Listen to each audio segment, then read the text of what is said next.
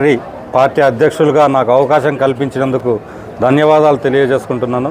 అలాగే 7 నియోజకవర్గ ఇన్ఛార్జీలు, ఎమ్మెల్యేలు, మంత్రులు అందరూ ఏకపక్షంగా నా పేరు ప్రతిపాదించిన దానికి ప్రత్యేక కృతజ్ఞతలు తెలుపుకుంటున్నాను. ముఖ్యంగా నేను ఈ పదవికి అప్లై చేసేటప్పుడు అందరూ మండల ప్రెసిడెంట్లతోనూ, ఎమ్మెల్యేలతోనూ, ఇన్ఛార్జీలతోనూ మాట్లాడాను.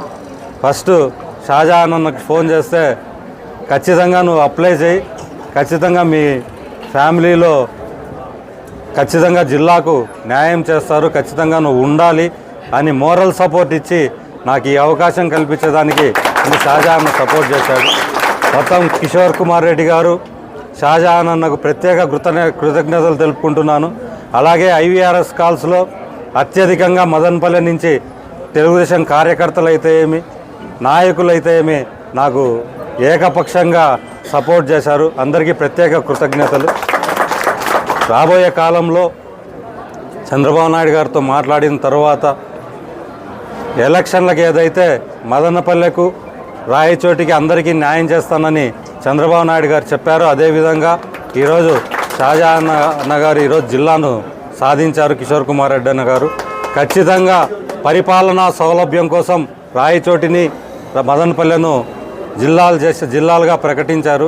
ఖచ్చితంగా మదనపల్లె జిల్లాలో, ఇక్కడ మదనపల్లెలో షాజహాన్ అన్న, కిషోర్ అన్న అందరం కలిసి కూర్చొని తెలుగుదేశం పార్టీ కార్యకర్తలకైతే ఏమి, నాయకులకైతే ఏమి, ప్రభుత్వానికి పార్టీకి మధ్య దూరం పెరగకుండా ఖచ్చితంగా ప్రతి ఒక్కరి సమస్యలు పరిష్కరించే విధంగాను, అలాగే కూటమి ప్రభుత్వంలో జరుగుతున్న అభివృద్ధిని ప్రజల్లోకి తీసుకువెళ్లే దాంట్లో కూడా తెలుగుదేశం పార్టీ జిల్లా కమిటీ ఖచ్చితంగా కృషి చేస్తుంది. ఖచ్చితంగా సీనియర్ నాయకులు ప్రతి ఒక్కరూ ఉన్నారు, సీనియర్ కార్యకర్తలు ఉన్నారు, సీనియర్ నాయకులు ఉన్నారు. అందరి సలహాలను ప్రాధాన్యతలోకి తీసుకొని తెలుగుదేశం పార్టీ అభివృద్ధికి ఇంకా కృషి చేస్తామని మనస్ఫూర్తిగా తెలియజేసుకుంటున్నాను.